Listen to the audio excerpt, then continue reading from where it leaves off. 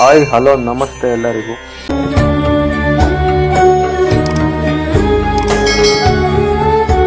ಇವತ್ತು ನಾವು ಹೋಗ್ತಾ ಇರೋದು ಮೈಸೂರು ಅರಮನೆ. ತುಂಬಾ ಜನಕ್ಕೆ ಗೊತ್ತಿಲ್ಲ, ಮೈಸೂರು ಅರಮನೆಯ ಹೆಸರು ಅಂಬಾವಿಲಾಸ ಅರಮನೆ. ಈಗಿರುವ ಅರಮನೆಯ ಜಾಗದಲ್ಲಿ ಮೊದಲು ಮರದಿಂದ ಕಟ್ಟಿದ್ದಂತಹ ಅರಮನೆ ಇತ್ತು. ಯುವರಾಣಿಯ ಮದುವೆ ಸಮಾರಂಭದಲ್ಲಿ ಅರಮನೆಗೆ ಬೆಂಕಿ ಬೀಳುತ್ತೆ. ಆ ಅರಮನೆ ಪೂರ್ತಿ ಭಸ್ಮವಾಗಿ ಹೋಗುತ್ತೆ. ಮಹಾರಾಣಿಯಾಗಿದ್ದಂತಹ ಕೆಂಪನಂಜಮ್ಮಣ್ಣಿಯವರು ಇಂಗ್ಲಿಷ್ ಬ್ರಿಟಿಷ್ ಅಧಿಕಾರಿ ಹೆನ್ರಿ ಇರ್ವಿನ್ ಅವರಿಗೆ ಹೇಳ್ತಾರೆ, ವಿವಿಧ ರೀತಿಯ ವಾಸ್ತುಕಲೆಗಳಲ್ಲಿ ಮೈಸೂರು ಅರಮನೆ ರಚನೆ ಆಗ್ಬೇಕು ಅಂತ. ಅದೇ ರೀತಿ 15 ವರ್ಷಗಳನ್ನು ಟೈಮ್ ತಗೊಂಡ ಹೆನ್ರಿ ಅವರು ಇಂಡೋ ಸಾರ್ಸನಿಕ್ ಶೈಲಿಯಲ್ಲಿ ಅದ್ಭುತವಾದ ಮೈಸೂರು ಅರಮನೆಯನ್ನು ರಚನೆ ಮಾಡಿ ಜಗತ್ತಿನ ಸುಪ್ರಸಿದ್ಧ ಅರಮನೆಗಳಲ್ಲೊಂದಾದ ಮೈಸೂರು ಅರಮನೆಯನ್ನು ಅವರು ರಚನೆ ಮಾಡ್ತಾರೆ. ಇಲ್ಲಿ ಮುಖ್ಯವಾದ ವಿಷಯ ಏನಪ್ಪಾ ಅಂತ ಅಂದ್ರೆ, ಹಿಂದೂ ಮುಸ್ಲಿಂ ಮತ್ತೆ ಗೋತಕ್ ವಾಸ್ತುಕಲೆಗಳು ಸೇರಿ ಅರಮನೆ ರಚನೆ ಆಗಿದ್ದು ಅಂತ ತುಂಬಾ ಜನಕ್ಕೆ ಗೊತ್ತಿಲ್ಲ. ಒಳಗೆ ಎಂಟ್ರಿ ಆದ ನನಗೆ ಎಷ್ಟೋ ರಕ್ತ ಭೂಮಿಗಳನ್ನು ನೋಡಿದಂತಹ ಪಿರಂಗಿಗಳು ನನ್ನನ್ನು ಸ್ವಾಗತ ಕೋರ್ತವೆ. ಅಲ್ಲಿನ ಇತಿಹಾಸವನ್ನು ಅವು ಕೂಗಿ ಹೇಳ್ತಾ ಇರ್ತವೆ. ಅಲ್ಲಿಂದ ಮೆಟ್ಟಿಲು ಹತ್ತಿ ಮುಂದೆ ಸಾಗಿದ ನನಗೆ ಕಂಡಿದ್ದೆ ಬೃಹದಾಕಾರದ ಬಾಗಿಲಿನ ಮೇಲೆ ಶಿಲ್ಪಿಯ ಕೈವಾಡದಲ್ಲಿ ಕಂಡಂತಹ ಕಲೆಗಳು. ಮತ್ತೊಂದು ಅದ್ಭುತ ಏನಪ್ಪಾ ಅಂತಂದ್ರೆ, 3 ಕಮಾನುಗಳ ರೀತಿಯಲ್ಲಿರುವಂತಹ ದೊಡ್ಡ ದೊಡ್ಡ ಬಾಗಿಲುಗಳು. ಆ ಬಾಗಿಲುಗಳು ಅರಮನೆಯ ಸುಂದರತೆಯನ್ನು, ಅದರ ಮೆರಗನ್ನು ಹೆಚ್ಚಿಗೆ ಮಾಡ್ತಾ ಇದ್ದವು. 1897ರಲ್ಲಿ ಬೆಂಕಿಗೆ ಆಹುತಿಯಾದ ಅರಮನೆಯ ಒಂದು ಚಿಕ್ಕ ಪ್ರತಿಮೆ, ಅದರ ಜೊತೆಗೆ ಅಂಬಾರಿಯ ಒಂದು ಚಿಕ್ಕ ಪ್ರತಿಮೆಯನ್ನು ಸಹ ನೀವು ಇಲ್ಲಿ ನೋಡಬಹುದು. ಹಾಗೆ ಮುಂದೆ ಹೋದ್ರೆ ರಾಜ ಮಹಾರಾಜರಿಗೆ ಉಡುಗೊರೆಯಾಗಿ ಬಂದಂತಹ ಅಮೃತ ಶಿಲೆಗಳನ್ನು ನಾವು ನೋಡಬಹುದು. ಇದರ ಹೆಸರು ಗೊಂಬೆ ತೊಟ್ಟಿ. ಅದರ ಪರಿಚಯವಾದ ನನಗೆ ಇನ್ನು ಮುಂದೆ ಸಾಗಿದಾಗ ಕಂಡದ್ದು ರಾಜ ಮಹಾರಾಜರ ಕಾಲದಲ್ಲಿ ಬಳಸುತ್ತಿದ್ದಂತಹ ಬೀಸಣಿಕೆಗಳು, ಮುಖಮಂಟಪಗಳು, ರಾಜ ಮಹಾರಾಜರ ಕಾಲದ ಲ್ಯಾಟಿನ್ಗಳು. ಇತ್ತ ನಾವು ಬಲಗಡೆಗೆ ತಿರುಗಿ ನೋಡಿದಾಗ ಒಂದೇ ಸಮನಾಗಿ ಕಾಣೋ ಆ ಗೋಡೆಗಳನ್ನು ನೋಡಿ ಚಕಿತನಾಗೋದಂತೂ ಗ್ಯಾರಂಟಿ. ಮತ್ತೆ ದರ್ಶನ ಆಗುವುದೇ ಅಮೃತಶಿಲೆಗಳು ಮತ್ತೆ ರಾಜ ಮಹಾರಾಜರ ಕಾಲದಲ್ಲಿ ಉಪಯೋಗ ಮಾಡ್ತಾ ಇದ್ದಂತಹ ಬೀಸಣಿಕೆಗಳು, ಪುರಾತನ ಕಾಲದ ವಸ್ತುಗಳು. ಇನ್ನು ಮುಂದೆ ಹೋದರೆ ಗಜರಾಜನ ದರ್ಶನವಾಗುತ್ತೆ.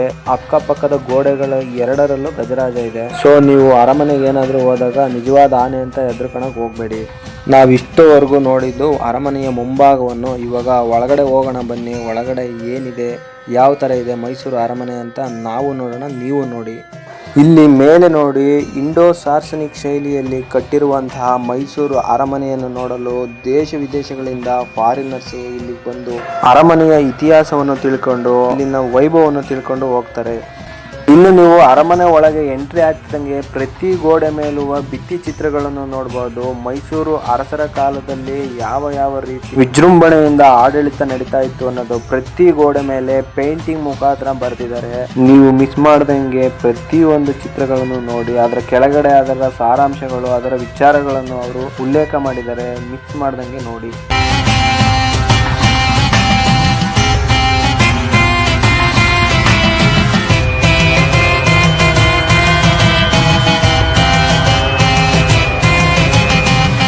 ಮೈಸೂರು ಅರಮನೆಯ ಪ್ರಮುಖ ಜಾಗಗಳಲ್ಲಿ ಇದು ಸಹ ಒಂದು. ಮೈಸೂರು ಅರಮನೆಯ ಮಧ್ಯ ಜಾಗ ಅಂತ ಹೇಳಿದ್ರೆ ಇದು ತಪ್ಪಾಗಲ್ಲ. ಇಲ್ಲಿ ಮೈಸೂರು ರಾಜಮನೆತನದವರು ಯಾವುದೇ ಕಾರ್ಯಕ್ರಮವನ್ನಾಗ್ಲಿ, ಯಾವುದೇ ಶುಭ ಸಮಾರಂಭಗಳನ್ನು ಈ ಜಾಗದಲ್ಲೇ ಮಾಡ್ತಾ ಇದ್ರು.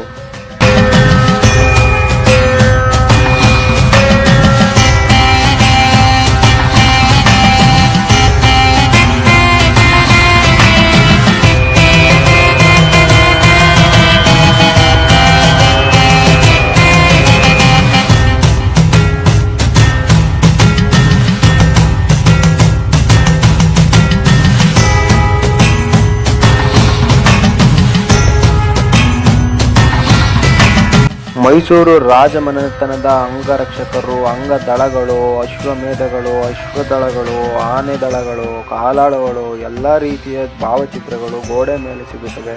ನಮ್ಮ ಮೈಸೂರಿನ ಇತಿಹಾಸವನ್ನು ಆ ಚಿತ್ರಗಳಲ್ಲಿ ನಾವು ಇಂದಿಗೂ ಕಾಣಬಹುದು. ಅರಮನೆಯ ಪ್ರಮುಖ ಜಾಗ ಅಂತಾನೆ ಕರಿಬಹುದು ಇದನ್ನ. ಎಷ್ಟು ವಿಶಾಲವಾಗಿದೆ ನೋಡಿ.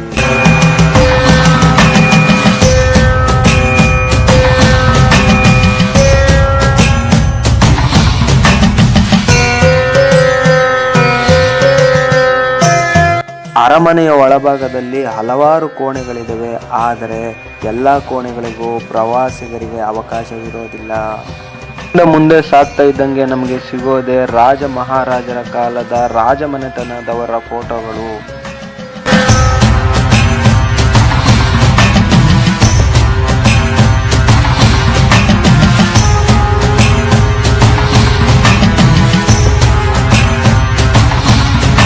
ರಾಜಮಾತಾ ವಾಣಿವಿಲಾಸ ಸನ್ನಿಧಾನ ಕೆಂಪನಂಜಮ್ಮಣ್ಣಿಯವರ ಅಪರೂಪದ ಭಾವಚಿತ್ರವಿದೆ.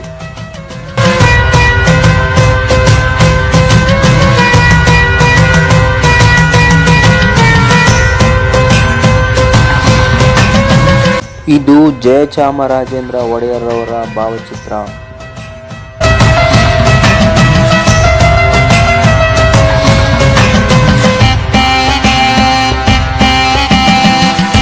ಮುಮ್ಮಡಿ ಕೃಷ್ಣರಾಜ ಒಡೆಯರವರ ಅಪರೂಪದ ಭಾವಚಿತ್ರವಿದು.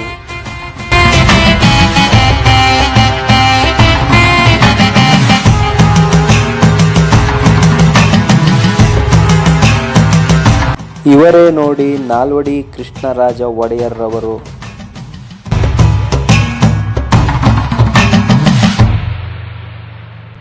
ಇದು ಕಂಠೀರವ ನರಸರಾಜ ಒಡೆಯರವರ ಚಿತ್ರವಾಗಿರುತ್ತದೆ.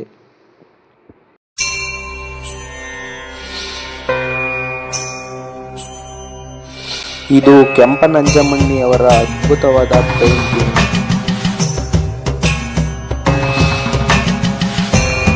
ಇದು ಚಾಮರಾಜ ಒಡೆಯರ್ರವರ ಅದ್ಭುತವಾದ ಫೋಟೋ. ಕೈಯಲ್ಲಿ ಕತ್ತಿಯನ್ನು ಹಿಡಿದು ನಿಂತಿರುವಂತಹ ಫೋಟೋ ಇದಾಗಿದೆ.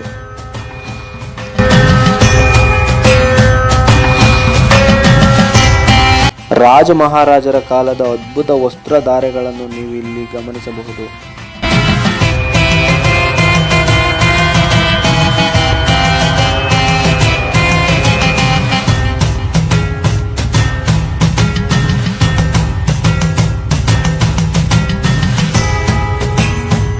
ಇದು ಮೈಸೂರಿನ ಮಹಾರಾಜ ಮುಮ್ಮಡಿ ಕೃಷ್ಣರಾಜ ಒಡೆಯರ್ರವರು.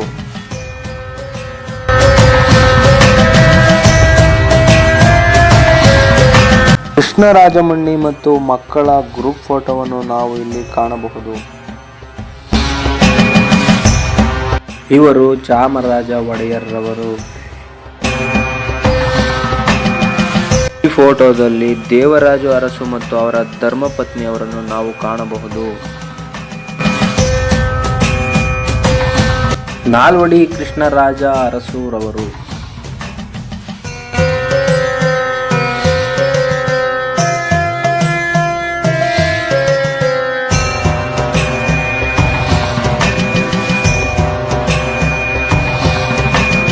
ಜಯಚಾಮರಾಜೇಂದ್ರ ಒಡೆಯರ್ರವರ ಅಪರೂಪದ ಉಪನಯನದ ಚಿತ್ರ.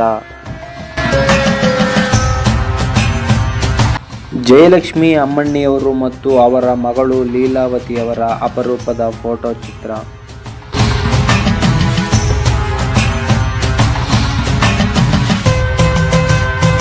ರಾಜ ರವಿವರ್ಮನ ನಾಲ್ವಡಿ ಕೃಷ್ಣರಾಜ ಒಡೆಯರವರ ಅಪರೂಪದ ಫೋಟೋ ಚಿತ್ರ.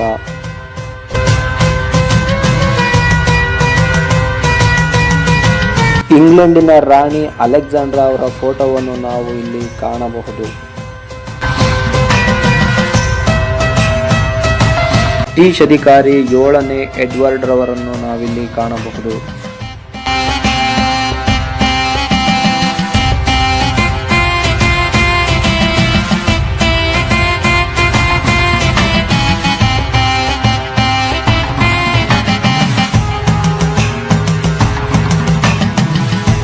ಇದು ರಾಜ ಮಹಾರಾಜರುಗಳ ಮನೆತನದವರ ಕುಟುಂಬದವರ ಫೋಟೋಗಳನ್ನು ಇಟ್ಟಿರುವಂತಹ ಜಾಗ.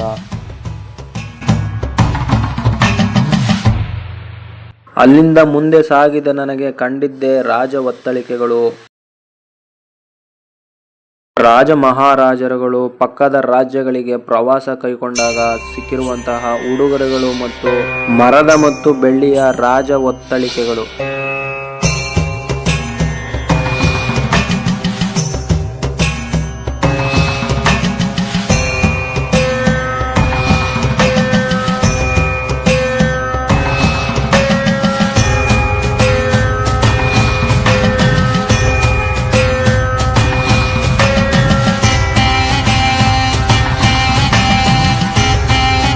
ಹಲವಾರು ಬೆಳ್ಳಿಯ ಒತ್ತಳಿಕೆಗಳನ್ನು ನಾವಿಲ್ಲಿ ಕಾಣಬಹುದು.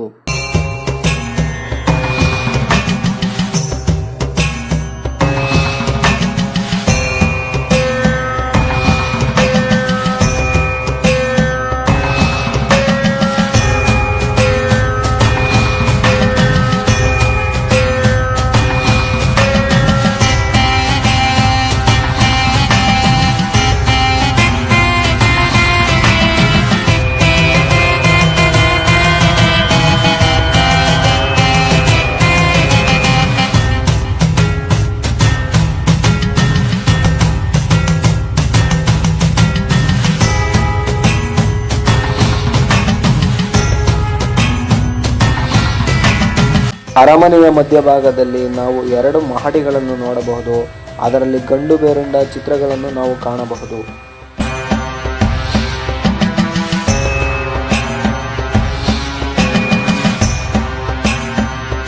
ಅರಮನೆಯನ್ನು ಹೊರಭಾಗದಿಂದ ನೋಡಿದಾಗ ಶಿಖರದಾಕಾರದಲ್ಲಿ ಕಳಸವೇನು ಕಾಣುತ್ತದೆಯೋ ಅದರ ಒಳಭಾಗದ ನೋಟವಿದು.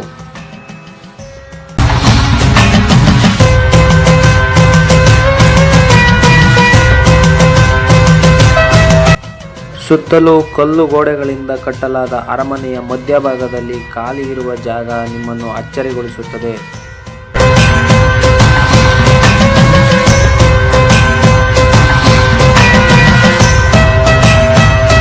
ಪ್ರತಿ ಗೋಡೆಯ ಮೇಲೆ ನಿಮಗೆ ಕಲಾಕೃತಿಗಳು ಮತ್ತು ಕಲೆಗಳು ಎದ್ದು ಕಾಣುತ್ತವೆ.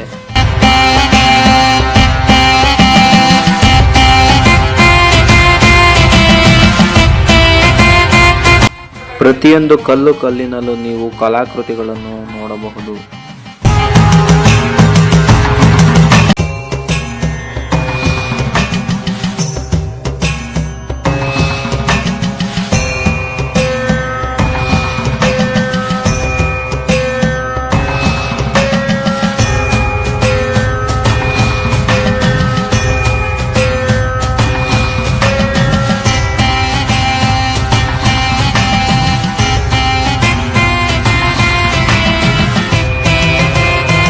ನೀವು ಇಲ್ಲಿ ಇನ್ನೊಂದು ಕಾರ್ಯಕ್ಷಮತೆಯನ್ನು ಸಹ ಕಾಣಬಹುದು. ಯಾಕಂದರೆ ಬಿದ್ದ ಮಳೆ ನೀರು ಆರಾಮಾಗಿ ಆಚೆ ಹೋಗಲಿ ಅಂತ ಆಗಿನ ಕಾಲದಲ್ಲೇ ಇಲ್ಲಿ ತಂತ್ರಜ್ಞಾನವನ್ನು ಉಪಯೋಗಿಸಿದ್ದಾರೆ.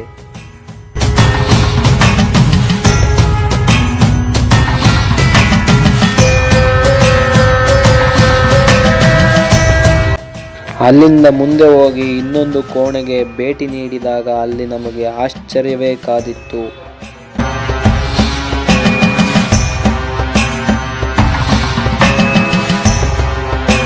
ರಾಜ ಮಹಾರಾಜರ ಕಾಲದಲ್ಲಿ ಉಪಯೋಗಿಸುತ್ತಿದ್ದಂತಹ ಬೆಳ್ಳಿಯ ಕುರ್ಚಿಗಳನ್ನು ನಾವಿಲ್ಲಿ ಕಾಣಬಹುದು.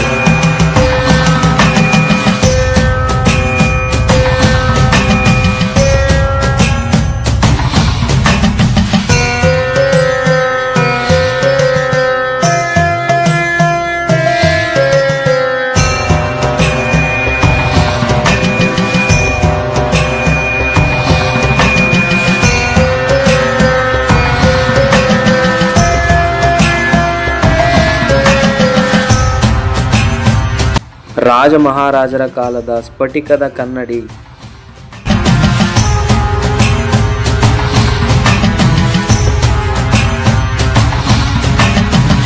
ಅರಮನೆಯ ಒಳಭಾಗದಲ್ಲಿರುವ ಕಲ್ಲಿನ ಗೋಡೆಗಳು ಮತ್ತು ಕಲ್ಲಿನ ಕಂಬಗಳು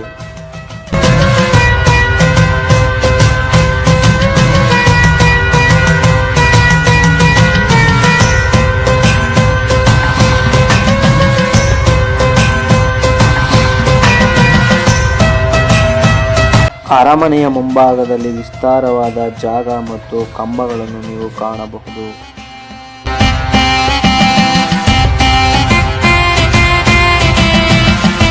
ಈಗ ಅರ್ಧ ಭಾಗದಲ್ಲಿ ನಿಮಗೆ ಮತ್ತೆ ರಾಜ ಮಹಾರಾಜರ ಕಾಲದಲ್ಲಿ ಬಳಸಿದ್ದಂತಹ ಗೊಂಬೆಗಳು, ಹಲವು ಪುರಾತನ ವಸ್ತುಗಳನ್ನು ನಾವಿಲ್ಲಿ ಕಾಣಬಹುದು.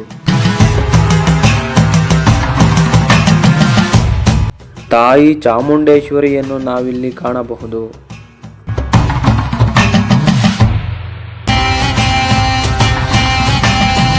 ಅಲ್ಲಿಂದ ನನ್ನ ಕಣ್ಣುಗಳು ಸಾಗಿದ್ದು ಅಂಬಾರಿಯ ಕಡೆಗೆ. ಒಂದು ಸಣ್ಣ ಕೆಲಸದ ಮೇರೆಗೆ ಅಂಬಾರಿಯನ್ನು ಅಲ್ಲಿಂದ ಬೇರೆ ಕಡೆಗೆ ಸ್ಥಳಾಂತರಿಸಲಾಗಿತ್ತು.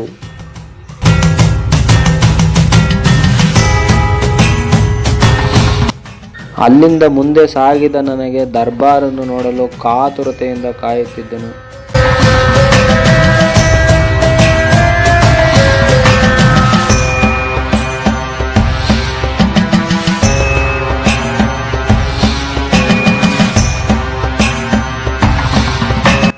ಮುಂದೆ ಸಾಗಿದ ನನಗೆ ರೋಚಕತೆಯೇ ಕಂಡಿತ್ತು. ಮೈಸೂರು ಅರಮನೆಯ ರೋಚಕತೆಯ ಜಾಗಗಳಲ್ಲಿ ಇದು ಸಹ ಒಂದು. ಇದು ಮೈಸೂರಿನ ಅರಮನೆಯ ಮುಂಭಾಗ ಜಾಗವಾಗಿದ್ದು, ಇಲ್ಲಿ ಪ್ರತಿಯೊಂದು ಕಲ್ಲುಗಳು, ಪ್ರತಿಯೊಂದು ಕಂಬಗಳು ಅದರದೇ ಆದ ವಿಶೇಷತೆಯನ್ನು, ಅದರದೇ ಆದ ಪ್ರಾಮುಖ್ಯತೆಯನ್ನು, ಅದರದೇ ಆದ ಇತಿಹಾಸವನ್ನು ಸಾರಿ ಸಾರಿ ಹೇಳುತ್ತವೆ.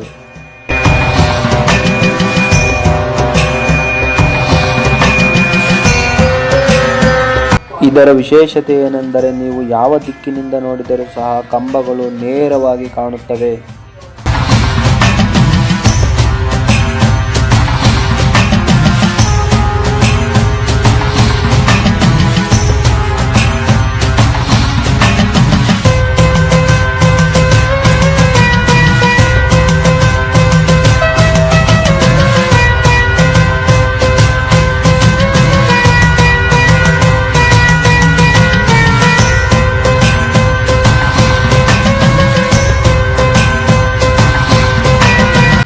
ಅರಮನೆಯ ಚಾವಣಿಗಳು ಅದರದೇ ಆದ ವಿಶೇಷತೆಗಳನ್ನು ಒಳಗೊಂಡಿವೆ.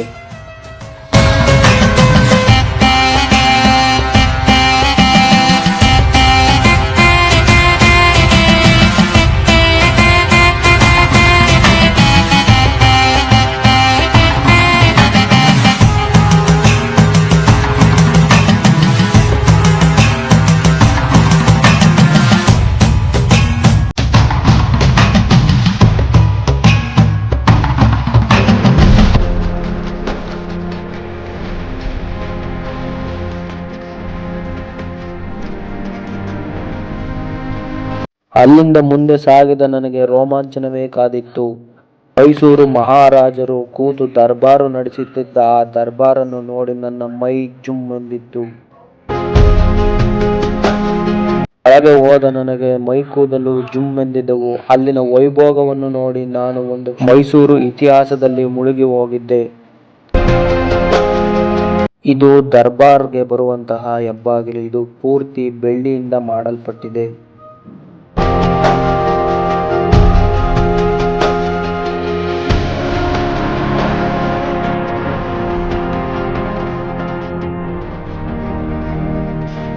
ಇದೇ ನೋಡಿ ಮೈಸೂರು ಅರಸರು ಮತ್ತು ಮೈಸೂರು ರಾಜಮನೆತನಗಳು ಕೂತು ದರ್ಬಾರು ನಡೆಸಿದಂತಹ ದರ್ಬಾರ್ ಜಾಗ.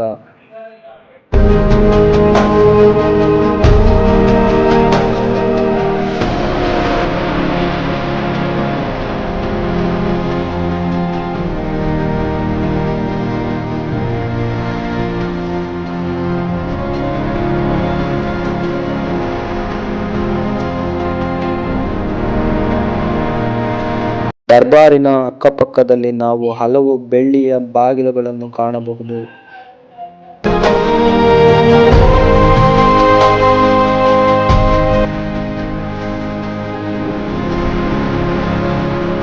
ಅಲ್ಲಿನ ಗತವೈಭವ ಸಾರುವ ದರ್ಬಾರ್ ಅದು ಎಷ್ಟೋ ಕೋಟಿ ಕೋಟಿ ಜನಗಳಿಗೆ ತೀರ್ಪುಗಳನ್ನು ನೀಡಿದಂತಹ ಜಾಗವದು.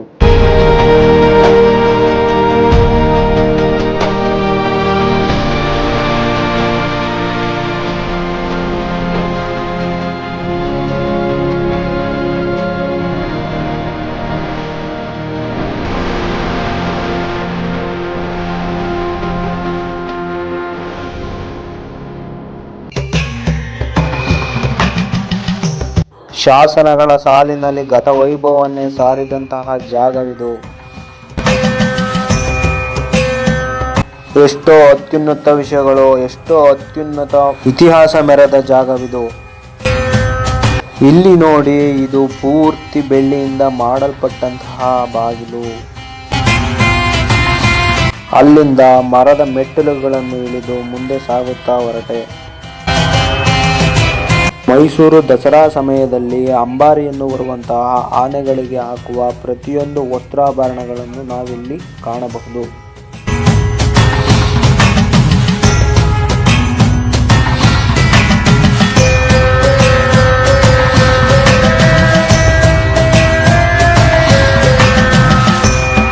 ಮೈಸೂರು ಅರಮನೆಯ ಸುತ್ತ ಸುಮಾರು 15 ದೇವಸ್ಥಾನಗಳು ಇದ್ದು ಇಂದಿಗೂ ಸಹ ಪ್ರತಿ ದೇವಸ್ಥಾನಕ್ಕೆ ಪೂಜೆ ಪುನಸ್ಕಾರಗಳು ನಡೆಯುತ್ತಲೇ ಇದೆ. ಇದು ಮೈಸೂರು ಅರಮನೆಯ ಕಂಪ್ಲೀಟ್ ವಿಡಿಯೋ ಆಗಿದ್ದು ಮತ್ತೊಂದು ವಿಡಿಯೋದಲ್ಲಿ ಭೇಟಿಯಾಗೋಣ. ನಮಸ್ತೆ, ವಂದನೆಗಳು.